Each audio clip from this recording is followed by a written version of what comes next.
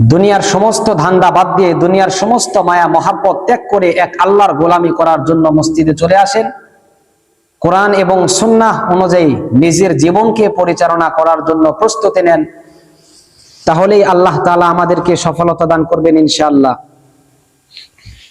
যদি আমরা আমাদের এই জীবনকে কোরআন এবং সুন্নাহ অনুযায়ী চালাইতে না পারি, তাহলে আমরা পরপারে গিয়ে ধরা খাবো। এই জন্য দুনিয়াতেই নেতা মানেন, ইমাম মানেন রাসূলুল্লাহ সাল্লাল্লাহু আলাইহি ওয়াসাল্লামকে। যদি নেতা মানতে হয়, যদি ইমাম মানতে হয়, তাহলে রসুলকে ইমাম মানেন, মডেল মানেন, নেতা মানেন।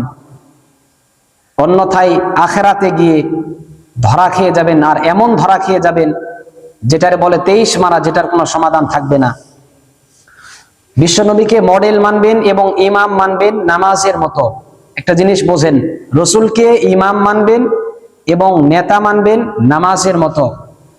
অর্থাৎ নামাজের মধ্যে দুই শ্রেণীর মানুষ লাগে। এক শ্রেণীর মানুষ হয় ইমাম, আর এক শ্রেণীর মানুষ হয় মুক্তাদি।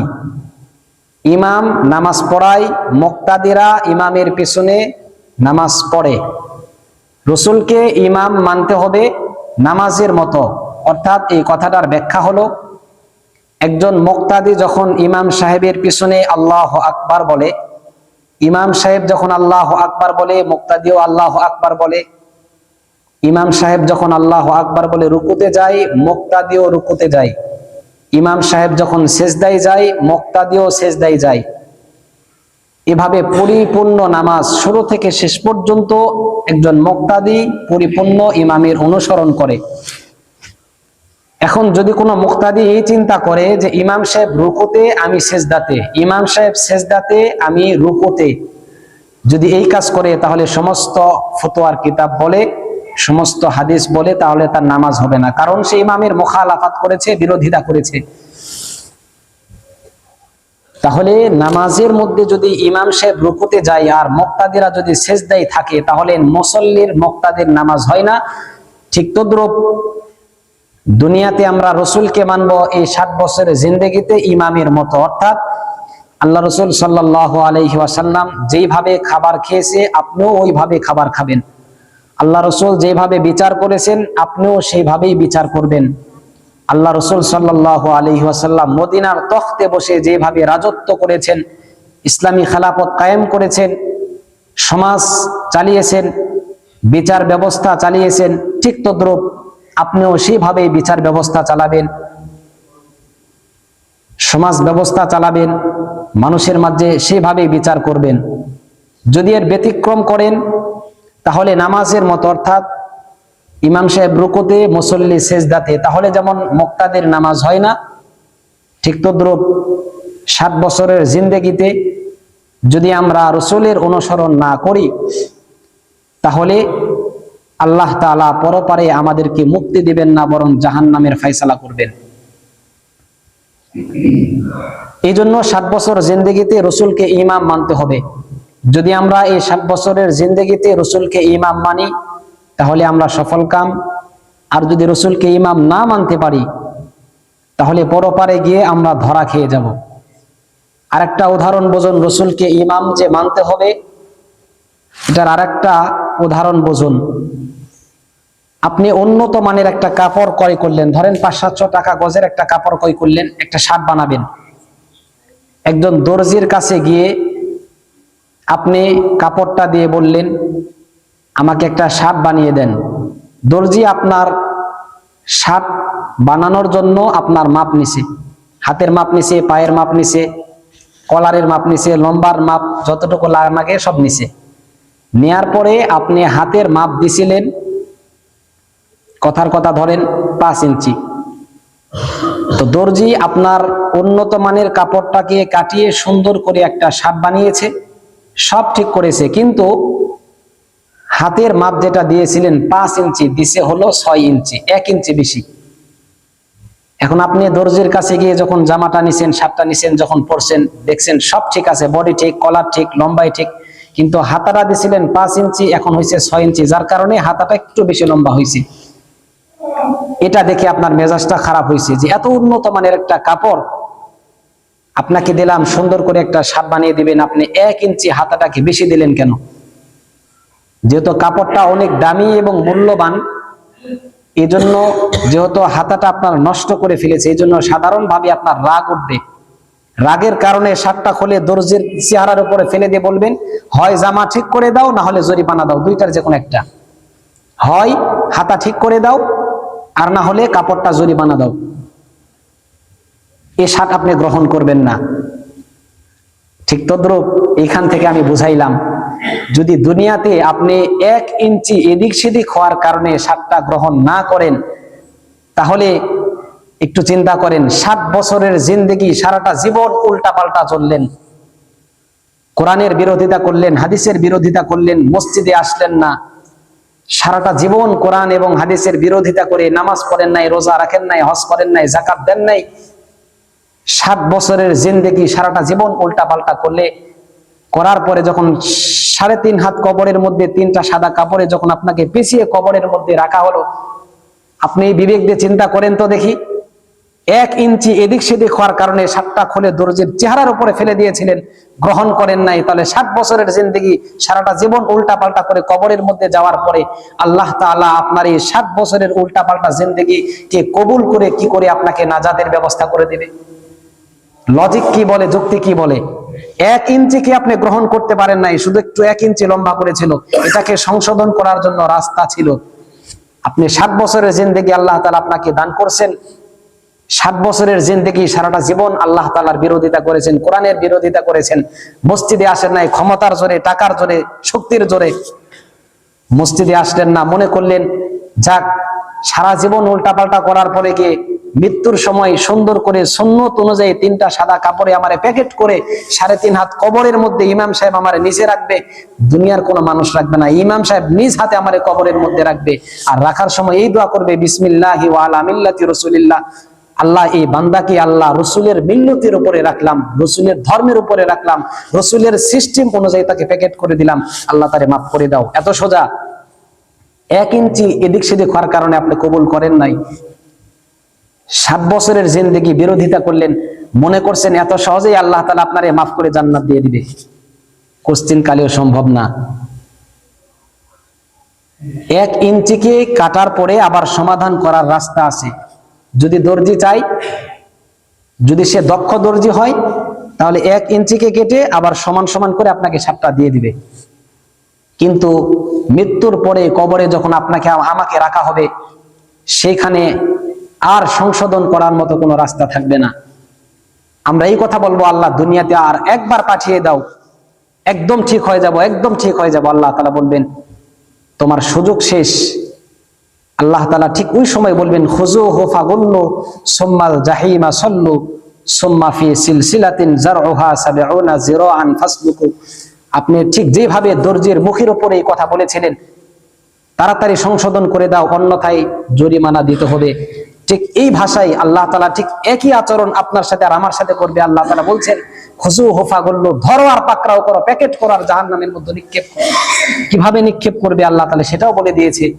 70 হাত লম্বা জিনজিল শিকল নিয়ে এসে হাতগুলোকে পিঠের পিছনে বাঁধিয়ে এটারে জাহান্নামের মধ্যে নিক্ষেপ করো। নিক্ষেপ করার জন্য সাধারণ কোনো ফোর্স সেখানে পাঠাবে না, সাধারণ কোনো ফোর্স সেখানে পাঠাবে না। জাহান্নামকে নিয়ন্ত্রণ করার জন্য 19 জন ফেরেশতাকে আল্লাহ তাআলা দায়িত্ব দিয়ে রাখছেন।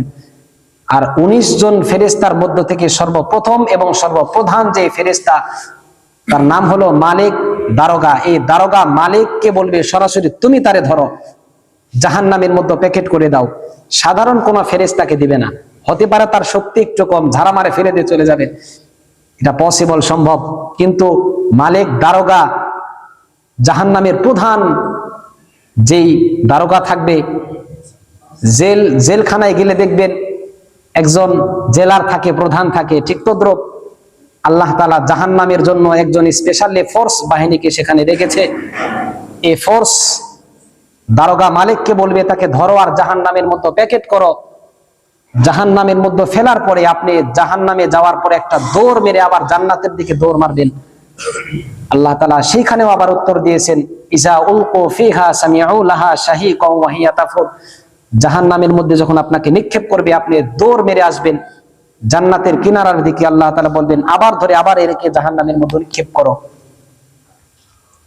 এইভাবে আপনাকে শুধু নিক্ষেপ করবে আর নিক্ষেপ করবে, বাঁচার কোনো রাস্তা থাকবে না। ভাবছেন হয়তোবা সেখান থেকে চলে আসবেন, পলায়ন করবেন, কোনো রাস্তা নেই, সেখানে বাঁচার কোনো রাস্তা থাকবে না।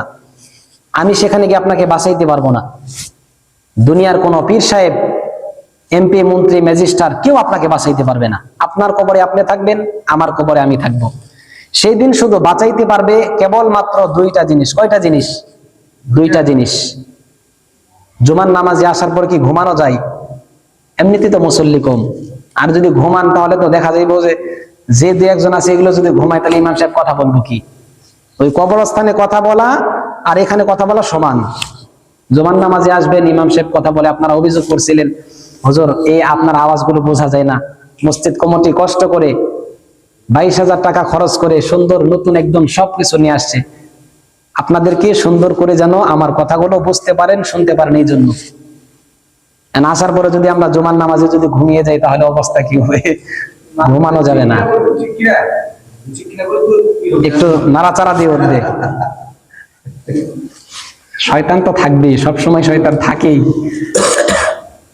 যাই হোক, ঈমান আর আমল আপনার কাজে আসবে। আর আরেকটা জিনিস, স্পেশালি ফোর্স হিসেবে একটা জিনিস, আপনারা যারা শিক্ষিত মানুষ সবসময় দেখবেন, দুনিয়াতে যত বড় বড় ব্যক্তি আছে এদের জন্য সবসময় স্পেশালি একটা বাহিনী থাকে। সবসময় বাংলাদেশে যারা আছে এদেরকে বলে SSR বাহিনী, SSR বাহিনী, SSM না? তো যাই হোক, এরকম একটা বাহিনী থাকে। এরা কি করে? যারা প্রধান থাকে এদের বডিগার্ড হিসেবে এরা কাজ করে, ওরে যাতে কেউ টাচ না করতে পারে। ঠিক তদ্রুপ আপনি যেদিন দুনিয়া থেকে বিদায় নিয়ে চলে যাবেন, কবরের মধ্যে আপনাকে রাখা হবে।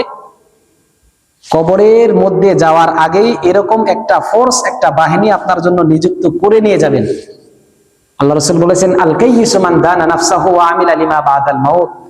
ব্রেনিয়াল, বুদ্ধিমান ওই ব্যক্তি যে মৃত্যু বরণ করার আগেই এরকম একটা ফোর্স তার জন্য প্রস্তুত করে রাখে। আপনারা প্রস্তুত করতে পারেন নাই, আফসোস। দুনিয়াতে অনেক বড় বড় ডিগ্রি আপনারা নিয়েছেন, এই এলাকার মধ্যে অনেক শিক্ষিত মানুষ আছে, অনেক বড় বড়, কল্পনার বাহিরে অনেক বড় বড় ডিগ্রি তাদের আছে। কিন্তু ওই মানুষগুলোকে যদি আপনি জিজ্ঞেস করেন, আপনি আপনার বুকে হাত দিয়ে বলেন তো দেখি, ঢাকাতে বাড়ি করছেন, মিরপুরে বাড়ি করছেন, গুলশানে বাড়ি করছেন, বনানীতে বাড়ি করছেন, আচ্ছা 3.5 হাত মাটির নিচে যাবেন, এইখানের জন্য আপনি কয়টা বাড়ি বানাইছেন? কয়টা এসি সেখানে লাগিয়ে রাখছেন?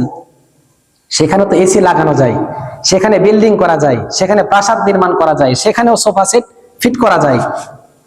এমন কিছু আমল আছে, স্পেশালি আমল, যে কাজগুলো করলে 3.5 হাত মাটির নিচে আপনি জীবিত থাকা অবস্থায় সেই কাজগুলো করতে পারেন। সম্ভব? কয়জন মানুষ সেই আমলগুলো জানে না?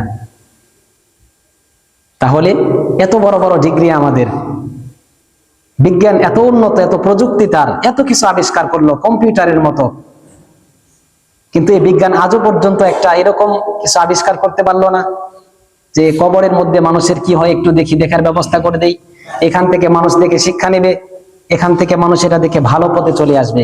বিজ্ঞান পারতেছে না কেন? বিজ্ঞান কম্পিউটার আবিষ্কার করেছেন, অথচ আল্লাহ তাআলা, আমাদের কোরআন তো বিজ্ঞান, পুরো সায়েন্সে ভরা কোরআন।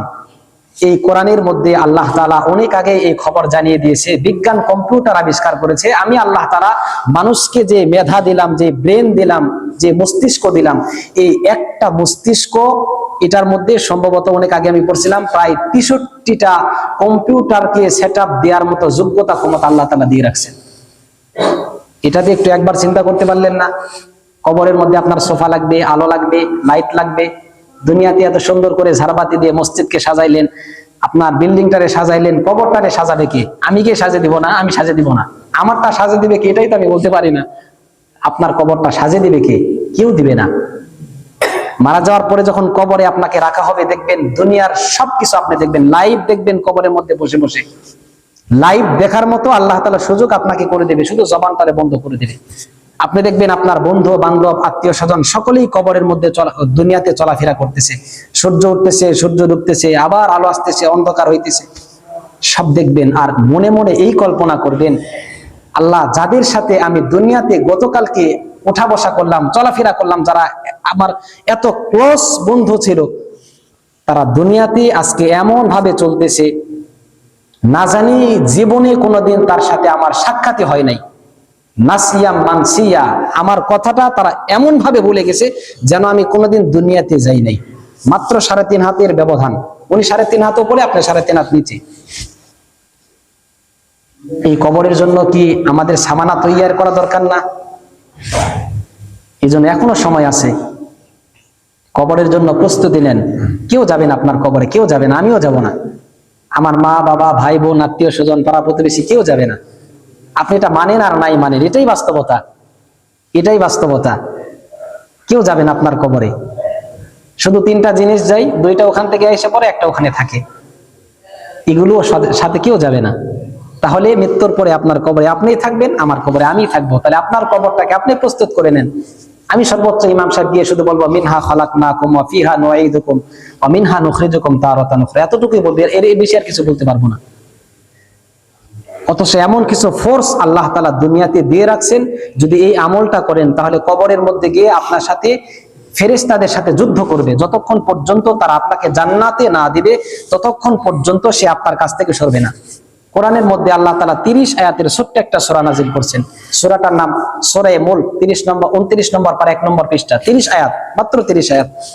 দুনিয়াতে এত যুক্তি মুখস্থ করতে পারলেন, এত অঙ্কের সূত্র মুখস্থ করতে পারলেন, 30টা আয়াত মুখস্থ করতে পারবেন না? পারবেন ইনশাআল্লাহ। যদি কেউ এই সূরাটা একবার পাঠ করে, নিয়মিত পাঠ করে রাত্রেবেলা ঘুমানোর আগে, তাহলে বান্দা মারা যাওয়ার পরে এই সূরাটা সর্বপ্রথম তার কবরের মধ্যে যাবে। যখন মাথার দিক থেকে ফেরেশতা আসবে, এই সূরাটা একটা আকৃতি নিয়ে মাথার কাছে গিয়ে ফেরেশতাকে বলবে সাবধান, এই দিক দিয়ে আসতে পারবে না। পায়ের কাছে যাবে, পায়ের দিক থেকে যখন ফেরেশতা যাবে, এই সূরাটা পায়ের কাছে দাঁড়িয়ে বলবে এদিক থেকে আসতে পারবে না। ডান পাশে গিয়ে আসবে, ডান পাশে গিয়ে বলবে এদিক থেকে আসতে পারবে না। বাম পাশে ফেরেশতা আসবে, বলবে এদিক থেকে আসতে পারবে না। সর্বশেষ ফেরেশতা ওই সূরাকে এইভাবে প্রশ্ন করবে, তোমাকে এত পাওয়ার দিল কে? ওই সূরাটা মানুষের আকৃতি নিয়ে ওই ফেরেশতাকে এই কথা বলবে, তোমাকে কবরে আসার জন্য যেই আল্লাহ পাওয়ার দিয়ে রাখছে, ওই আল্লাহ আমারেও পাওয়ার দিয়ে রাখছে। তুমি যদি আসার পারমিশন থাকে, তাহলে আমারেও এই পারমিশন দিয়ে রাখছে যে তোমারে ঢুকতে না দেওয়া হোক। দুইজনের ক্ষমতা বরাবর। ওনাকে আসার জন্য বলছে, আর ওনাকে এখানে রাখছে যাতে উনি না আসতে পারে। সর্বশেষ এই ফেরেশতা আল্লাহর কাছে গিয়ে বলবে, আল্লাহ, কবরের মধ্যে এমন একজন ব্যক্তি আছে আমার যাইতে দিতেছে না। সে বলতেছে তাকে যতক্ষণ পর্যন্ত জান্নাতে না দেওয়া হবে ততক্ষণ পর্যন্ত আমি তার কাছ থেকে সরতে পারবো না। আল্লাহ তাআলা তখন বলবেন, আরে আমি তো ওয়াদা করেছিলাম, মানুষদেরকে এই ওয়াদা দিয়েছিলাম, যারা দুনিয়াতে এই একটা সূরা পাঠ করবে, ওই সূরা তাকে জান্নাতে দেওয়ার আগ পর্যন্ত সে কবর থেকে সরবে না। যাও, আমি তাকে মাফ করে দিলাম, তার হিসাব লাগবে না। এরকম কিছু স্পেশালি ফোর্স আছে, এগুলো কাজ করেন, তাহলে সফল কাম অর্জন করা সম্ভব।